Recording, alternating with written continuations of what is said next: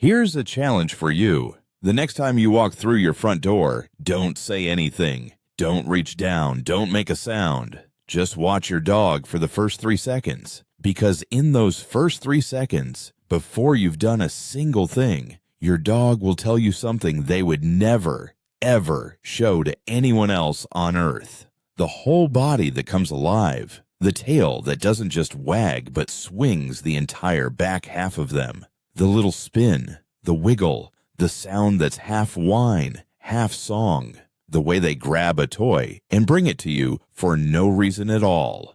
To you, it's just the dog's happy I'm home.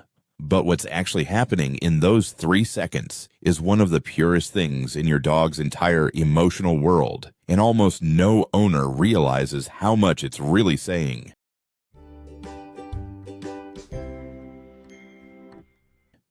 Because here's the thing nobody tells you. Your dog does not greet everyone like that. Not the mail carrier, not your neighbor, not even, usually, the other people in your own house. That full-body, undignified, joyful unraveling is something they save, almost entirely, for 1 or 2 specific humans. And today, I'm going to show you exactly what's firing inside your dog in that moment. Why it's far deeper than simple excitement. And the one common piece of advice about how to handle it that the science is genuinely split on, so you can decide for yourself. To do that, I want to introduce you to a dog named Cooper, because everything this behavior really means is written in what Cooper does at 5:45 every single evening. Cooper is an ordinary dog. A bit of this, a bit of that, the kind of dog you'd pass on the street without a second look. But every weekday, at around 5:30 in the evening, something changes in Cooper. He stops whatever he's doing. He walks to the front window, and he waits. His owner doesn't get home until 5:45, but Cooper is at that window a full 15 minutes early, ears up, completely still, watching the road, and the very moment, a particular car turns onto the street, Cooper transforms. He launches off the windowsill, races to the door, and by the time the key turns in the lock, he is a whirling, wagging, crying, toy-grabbing explosion of pure joy. Now you could look at Cooper and just say, cute, he's excited. But every single piece of that ritual, the early waiting, the stillness, the explosion, the toy, is a window into something real happening inside him. Cooper isn't just excited. Cooper is doing something that animals do only for the members of their inner circle, the beings they are deeply bonded to. And to understand what that greeting actually is, we have to take it apart, piece by piece, starting with a question almost nobody asks. Why does the greeting get bigger the longer you've been gone? Here's something researchers have actually measured, and it's the first clue to what this behavior really is. When scientists study dogs being separated from their owners for different lengths of time, half an hour, 2 hours, 4 hours, they found something telling. During the separation itself, the dogs were mostly calm. They rested. Their behavior didn't change dramatically the longer they were alone, but the greeting did. The longer the dog had been left, the more intense the reunion. After a longer absence, dogs greeted with more physical activity, more tail wagging, more attention directed at their owner, more of that whole body fuss. Sit with what that means for a second. Your dog isn't just running a fixed happy program every time the door opens. On some level, they register how long you were gone, and they answer it with a proportional amount of joy and relief. That's not a reflex. That's a relationship-keeping score in the gentlest possible way. The 4 hours apart greeting is genuinely bigger than the quick trip to the shop greeting because the feeling behind it is bigger. And that points us straight at what's going on chemically in that reunion. In both of you, watch Cooper again. The longer his owner's workday runs, the more volcanic the 5:45 explosion. He's not malfunctioning. He's measuring. So what's actually happening inside your dog and inside you in those first moments? A big part of the answer is a hormone called oxytocin. the same chemical involved in the bond between a parent and a child. We know that affectionate contact between dogs and their people drives oxytocin up on both sides of the leash. And reunion is one of the most concentrated bursts of affectionate contact in a dog's whole day. The touch, the closeness, the physical greeting, all of it floods both your systems with the chemistry of bonding. That warm, melting feeling you get when your dog loses their mind with happiness at the sight of you, that's not just sentiment.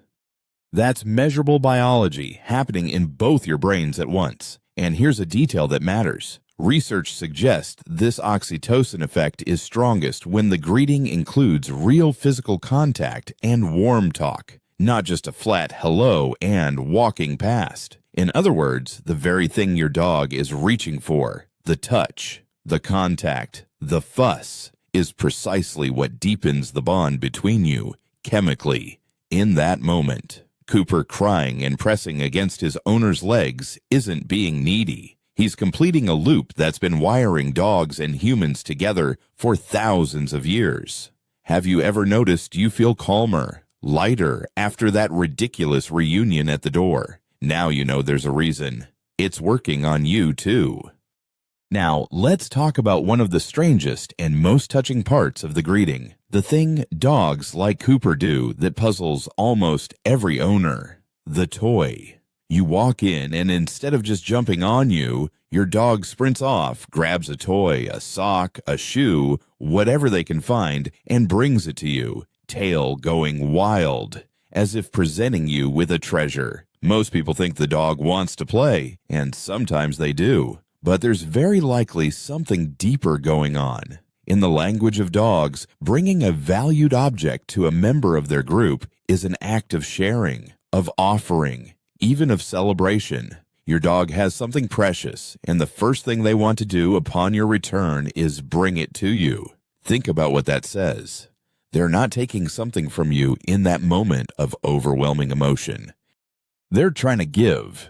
It's one of the few ways a creature with no hands and no words can express, "I'm so happy you're here and I want to share something good with you." Cooper's owner has a basket of slightly soggy toys by the door because every single evening, Cooper's first instinct on reunion isn't just to be held, it's to bring something to the person he loves. That's not a dog asking for a game. That's a dog giving a gift in the only language they have. So when your dog brings you a chewed-up toy at the door, what do you think they're actually trying to tell you? Now here's the part that turns all of this from interesting into genuinely moving. Remember how we said your dog doesn't greet everyone this way? That's the key to the whole thing. Researchers who study attachment in dogs have found that a dog's reunion response, their body language, their physiology, their whole emotional reaction is markedly different for their primary attached person than for someone they merely know and like. The stranger gets a polite, friendly hello. You get the explosion. That difference is everything. It means the full-body greeting isn't just a personality trait. Oh, he's a friendly dog. It's specifically targeted. It's a signal aimed at the small handful of beings your dog has formed a deep attachment bond with. And in most homes, the brightest version of it is aimed at one person, the person whose car Cooper recognizes from the sound alone. The person he waits 15 minutes early at the window for. Out of the entire world, all the people who come and go through that door, the volcano is reserved for the one he's bonded to most, which raises a question worth holding on to. If your dog greets you like that and saves it almost only for you, what does that tell you about where you sit in their world? Before we answer that, there's one important thing you need to know, because not every intense greeting is purely happy. Now, you've probably heard a very common piece of advice, that you should ignore your dog when you come home. Keep reunions low-key. The thinking goes, don't make a big fuss, or you'll make your dog anxious and addicted to your return. It's repeated everywhere, by trainers, in articles, even in some clinical guidance. And I want to be honest with you about it, because the truth is more interesting than the slogan. The science on this is genuinely split. Some clinical traditions do recommend calm, low-key homecomings for dogs that already struggle with being alone, and that advice may have a place for those specific dogs. But when researchers actually tested whether excited, high-arousal greetings cause separation problems in the first place, the results were mixed at best. At least one study of newly adopted dogs found no clear evidence that warm, excited reunions led to more separation-related behavior. And we know from the oxytocin research that a warm, physical greeting is exactly what strengthens the bond. So here's where the honest answer lands. For a typical, well-adjusted dog, there's no strong evidence that joyfully greeting them back is harming them, and good reason to think that warm contact is bonding for both of you. The always ignore your dog rule is far shakier than people make it sound. If your dog is happy and settled when alone, you don't need to greet them like a robot. Meet their joy with yours. The picture changes only if that intensity is masking real distress, and that's the genuinely important part. Here's the distinction that actually matters for your dog's well-being. A happy greeting and a distressed greeting can look similar for a few seconds at the door, but they come from completely different places, and one of them needs your attention. The healthy version is a burst of joy that settles. Your dog goes wild for a moment. You say hello, and within a minute or two, they relax, satisfied, and get on with their evening. That's the explosion that fades into contentment, and it's a sign of a securely bonded, happy dog. The version to take seriously is different. It's when the over-the-top greeting is paired with signs that your dog was genuinely suffering while alone. Coming home to destruction focused around doors and windows, accidents from a house-trained dog, neighbors reporting hours of barking or howling, or a dog who takes a very long time to calm down after you return, unable to settle even after the greeting. If you see that pattern, the intense greeting may not be simple happiness. It may be the visible tip of real separation distress, and that's something worth addressing, ideally with your vet or a qualified behaviorist, because that dog is struggling in the hours you don't see. So the question isn't really, is my dog's greeting too excited? The question is, how is my dog when I'm not here? And a dog who rests calmly while you're gone and then erupts with joy when you return is simply a dog who loves you. A dog who falls apart in your absence is asking for help. The greeting is the clue. What it's pointing to is what matters. So let's go back to Cooper at his window, 15 minutes early, watching a quiet street for one particular car. Now you know what you're really looking at. You're looking at a creature who has, out of everyone in the world, chosen one person to wait for like that, who keeps a private count of how long you've been gone and answers it with exactly that much joy, whose brain floods with the same bonding chemistry as yours the instant you reunite, who runs to bring you a gift in the only language they have, and who saves the very biggest, most undignified, most wholehearted version of their happiness for you and almost no one else. That's what's really happening in those first 3 seconds at the door. It isn't just a happy dog.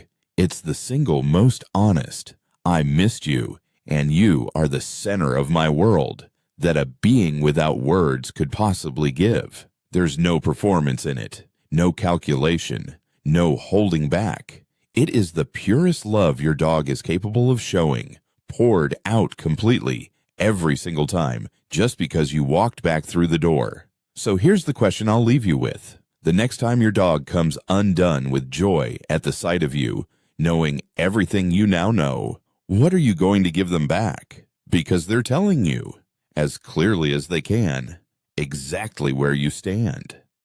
The only thing left to decide is what you do with that. If this changed how you see that moment at the door, leave a like and subscribe, because that's what this whole channel is about. The real meaning behind the things your dog does, built on what the science actually shows, and honest about where the science is still arguing with itself. And tell me in the comments, what's the first thing your dog does when you come home? Do they bring you a toy? Spin in circles? Cry? I read every single one. And if you've ever noticed your dog licking you, your hands, your face, especially right after you've been gone, there's a fascinating reason behind that. And it connects to everything we talked about today. That's the next video.